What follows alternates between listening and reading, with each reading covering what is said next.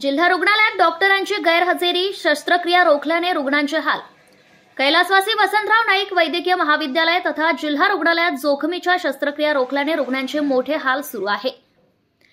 तसेच येथील जिल्हा शासकीय रुग्णालयाची अवस्था देखील अत्यंत दयनीय झाली आहे। उपलब्ध मनुष्यबळाचा योग्य नियोजनाचा अभाव, औषधांचा तुटवडा, स्वच्छता, आधुनिक यंत्रणांचा अभाव अशा सर्वच पातळीवरील उदासीनतेमुळे रुग्णांची परवड सुरू आहे।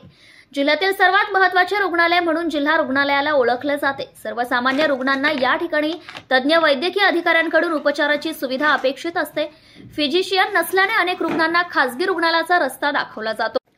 वैद्यकीय अधिकाऱ्यांच्या निरुत्साहामुळे रुग्णांना त्रास होतोय। शस्त्रक्रियांसाठीही अनेक महिने रुग्णांना वाट पाहावी लागतेय। बाह्य रुग्ण विभागातही रुग्णांची परवड होत आहे। शासकीय नियमानुसार सकाळी 9 ते दुपारी 1 व सायंकाळी 4 ते 6 अशा बाह्य रुग्ण विभागाच्या वेळा ठरवून दिल्या आहेत। मात्र वेळेतही बहुतांश वैद्यकीय अधिकारी उपलब्ध नसतात।